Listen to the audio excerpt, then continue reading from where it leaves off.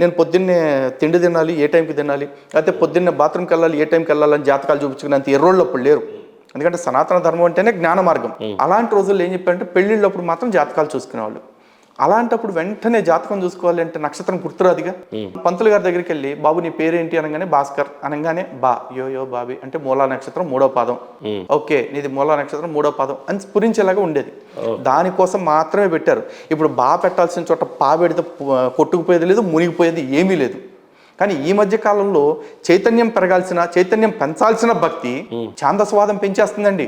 సనాతన ధర్మంలోని మీకు ఉపనిషత్తుల్లో అద్భుతమైన మంత్రం ఒకటి ఉంటుంది. అసతోమ సద్గమయ, తమసోమ జ్యోతిర్గమయ, మృత్యోర్మ అమృతంగమయ. ఇది భగవంతుని ప్రతి హిందువు కోరుకోవాల్సింది. అంటే ఏంటి? అసతోమ సద్గమయ అంటే అసత్యం నుండి మమ్మల్ని సత్యం వైపు నడిపించు స్వామి. తమసోమ జ్యోతిర్గమయ అంటే మమ్మల్ని చీకటి నుండి వెలుగు వైపు నడిపించు. మృత్యోర్మ అమృతంగమయ అంటే మరణం నుంచి అమరత్వం వైపు నడిపించు అని ఉంది. ఇక్కడ ఎక్కడ మమ్మల్ని జాతకం చెప్పించుకుంటాను, నన్ను ఇటు నుంచి అటు నడిపించు, అటు నుంచి ఇటు నడిపించు అని ఎక్కడుందండి? ఈ మధ్య కొంతమంది పైచికారులు వచ్చేసి ప్రమోషన్ కావాలంటే ఒక పూజ, పదవి కావాలంటే ఒక పూజ, పెళ్ళం కావాలంటే ఒక పూజ, దాన్ని కడుపోవాలంటే ఇంకో పూజ అని చెప్పేసి అడ్డమైన పూజలు చెప్తా ఉన్నారు. ఇవన్నీ కూడా చాదస్తమే. ఇటువంటి చాదస్తం మీద హిందువులందరూ కూడా ఫైట్ చేయాలి. దురదృష్టం ఏంటంటే ఇటువంటి వాటిని కొంతమంది స్వామీజీలు ముసుగులో ఉన్న వాళ్ళే చేస్తూ ఉన్నారు. స్వామి అని పేరు పెట్టుకున్న యదవులు కూడా కొంతమంది చేస్తూ ఉన్నారు. నేను చెప్తున్నాను, నిజమైన ఏ స్వామీజీ కూడా మంచిని చెప్తాడు తప్ప ఇలాంటి మార్గభ్రష్టత్వం పొందే మాటలు చెప్పడు.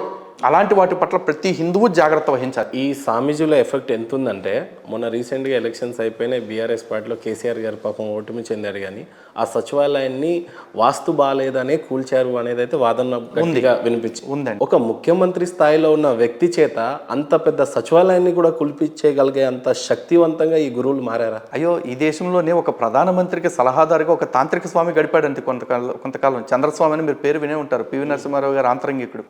ప్రధానమంత్రులనే డిసైడ్ చేసిన వాళ్ళు ఉన్నారు. అదేవిధంగా ఇంకా పేర్లు ఎందుకులేండి, ఇంకా చాలా మంది ఇట్లాంటి స్వామీజీలు ముసుగులో పడి బతికారు. మరి పివి నరసింహారావు గారి మీద ఎన్ని కేసులు, గడ్డి స్కాము, దాణా కేసులు, ఇట్లాంటివన్నీ కూడా ఆయన హయాంలోనే కానీ. ఆ దేశాన్ని ఎంత సంస్కరణ మార్గంలో నడిపించారో పివి నరసింహారావు గారు. అన్ని నిందలు కూడా మోసారు కదా. మరి పక్కనే ఉన్న జ్యోతిష్యుడు చంద్రస్వామి ఎందుకు కాపాడలేపాడు? ఇవన్నీ ఉట్టి బోటకాలండి. వీళ్ళు చెప్పే మాటలన్నీ కూడా. హిందుత్వం అంటేనే చైతన్యం. సనాతన ధర్మం ప్రతి ఒక్కళ్ళని చైతన్యపరచమని చెప్పుద్ది. నేను మిగతా మతాలు కూడా చూసుకోండి. ఈ రోజున క్రిస్టియానిటీలో కానీ ఇస్లాంలో కానీ మతం మార్చే వాళ్ళు ఏం చెప్తారు? నీకు ఏదైనా రోగం వచ్చిందా, మా దేవుడిని నమ్ముకో అని చెప్పేసి చెప్తారు. లేకపోతే మా దేవుడిని నమ్ముకున్నావు అంటే మీ వాడు చనిపోయేవాడు కాదు కదా అని చెప్పేసి చెప్తారు. చివరికి హరికృష్ణ గారు లాంటి వాళ్ళను మిగతా సినిమా యాక్టర్లు చనిపోతే కూడా కొంతమంది పాస్టర్లు వీడియోలు పెట్టారు. అరే వాళ్ళు దేవుణ్ణి తెలుసుకున్నట్టు వాళ్ళకి గతి పట్టేది కాదు కదా అని చెప్పేసి. గాడిద కొడుకల్లారా మిమ్మల్ని అడుగుతున్నా, మీరు దేవుణ్ణి తెలుసుకోరా అని చెప్పి అడుగుతున్నారు. అంటే మీరు నమ్మినోడు దేవుడు, మీరు నమ్మినోడు దెయ్యాలా? ఈ చెప్పే క్రమంలో కూడా ఇంకొక ఇది ఉంది. సనాతన ధర్మంలో ఇక్కడ ఇట్లాంటి దరిద్రాలు ఉండవండి.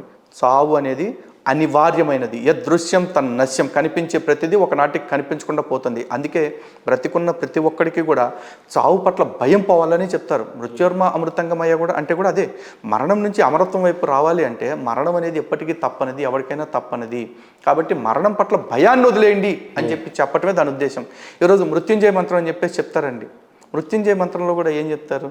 త్రయంబకం యజామహే సుగంధిం పుష్టివర్ధనం ఉర్వారుకమివ బంధనాత్ మృత్యోర్ముక్షీయం అమృతాత్ అంటారు. ఈ మంత్రం 108 సార్లు చదువు బాబు, నీకు మరణం రాదు అని చెప్పేసి చెప్తున్నారు చాలామంది. మరణం రాకపోవటం కాదు, మరణం పట్ల భయం పొద్దు, దాని అర్థం తెలుసుకుంటే. త్రయంబకం యజామహే సుగంధిం పుష్టివర్ధనం అని చెప్పేసి భగవంతుడిని మనకు శక్తిని కోరుకుంటున్నాం. ఎప్పటి వరకు? మనం బ్రతికున్నంత కాలం శక్తిగా ఉండాలి.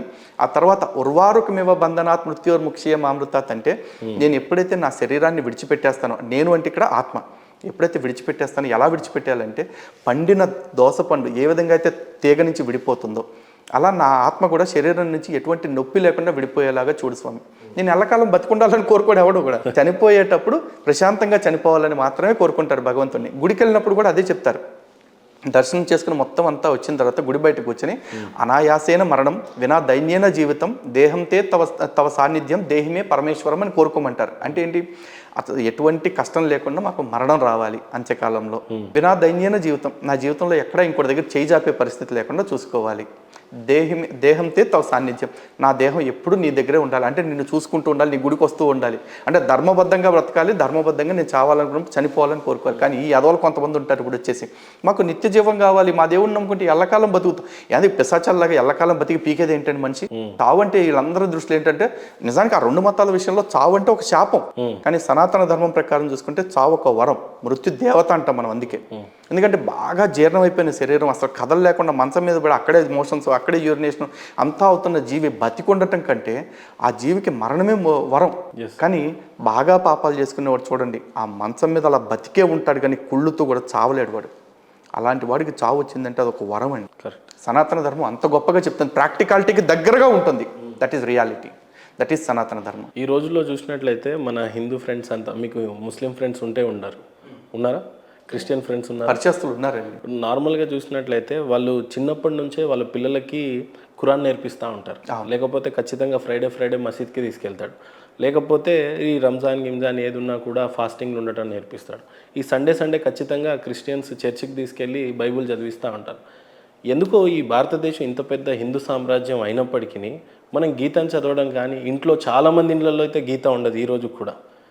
ఏ రకంగా చూడవచ్చు, మనం గీతను నేర్పియకుండా, మనం ఇది చేయకుండా ఈ గురుజీలు అంతా ఇటు నడిపియండ్రా అంటేనేమో మీ జాతకం బాగాలేదు, నీ నక్షత్రం బాగాలేదని అంటే ఎట్లా చూడవచ్చు? అసలు ఇది DNA ప్రాబ్లం అయిపోయేలా ఉంది. ఇది మీరు మాట్లాడింది ఒక బిట్టర్ ఫ్యాక్ట్ అండి, ఎందుకంటే అది వాస్తవం, కానీ యాక్సెప్ట్ చేయడానికి కొంతమందికి ఇబ్బందిగా ఉండొచ్చు. ఎందుకంటే గతంలో కూడా ఒక టీవీ డిబేట్లో ఒక పెద్ద ఇదే మాట అంటే, హిందువులలో మత గ్రంథాలు ఎంతమందికి ఉంటాయని అడిగితే చాలా మంది ఫీల్ అయ్యారు. బట్ వాస్తవం మనం ఒప్పుకోవాలి, ఒప్పుకున్నప్పుడే మనం సరి చేసుకోగలుగుతాం. ఎందుకంటే రోగం వచ్చినప్పుడు డాక్టర్ దగ్గరికి వెళ్తేనే డాక్టర్ ఏదైనా మెడిసిన్ ఇవ్వగలుగుతాడు. రోగం పెట్టుకుని లోపలే డాక్టర్ దగ్గరికి వెళ్ళడానికి ఇబ్బంది పడి మనం ఆగిపోయాం అనుకోండి, లోపల మనమే కుళ్ళిపోతాం, మనమే నష్టపోతాం. ఈ రోజున ప్రతి హిందూ ఇంటికి ధర్మ గ్రంథాలు చేర్చే ప్రయత్నం చాలా మంది మొదలుపెట్టారు, జరుగుతూ ఉంది. కానీ వాస్తవం ఏంటి అంటే, ఈ రోజున ప్రతి హిందువుకి మత గ్రంథాలు ఇంట్లో ఉన్నా లేకపోయినా మతిలో మాత్రం ఖచ్చితంగా సనాతన ధర్మం ఉంటుంది. ఈ రోజున ఆకలితో రోడ్డు మీద ఒకటి కనపడితే వాడి దగ్గరికి వెళ్ళి ప్యాకెట్ లేకపోతే డబ్బులో ఇచ్చేసి వెళ్ళిపోతాడు చూసారా, వాడి హిందుత్వాన్నే పాటిస్తున్నాడు. కానీ ఇంకొంతమంది ఉంటారు, వాడి దగ్గరికి వెళ్ళి ఒక 100 రూపాయలు లేకపోతే ఒక అన్నం ప్యాకెట్ ఇచ్చి, బాబు నువ్వు మా దేవుణ్ణి నమ్ముకుంటే నీకు దరిద్రం ఉండదు కదా అని చెప్పి ఎదవలు ఉంటారు చూడండి, అది నీచత్వం. అటువంటి నీచత్వం ఉన్నవాడు మత గ్రంథాన్ని చేతిలో పెట్టి ఇంకో చేతిలో ముద్దని చేతిలో పెడతాడు, అన్నం ముద్దని. కానీ హిందువులు ఏనాడు అట్లాంటివి చేయరండి. కర్మణ్యేవాధికారస్తే మా ఫలేషు కదాచన మా కర్మ ఫలహేతుర్భూహు మాతో సంగోష్ఠ కర్మని. ఇది ప్రతి హిందువు మనసులో ఉంటుంది, నేను చేయాల్సిన కర్మ నేను చేయటం మాత్రమే నా పని. ఆ తర్వాత దానికి ఏ ఫలితం వస్తుంది, లేకపోతే వాడు దాన్ని తిన్నాడా పారేసిండా ఇవన్నీ పట్టించుకోవటం మన పని కాదు.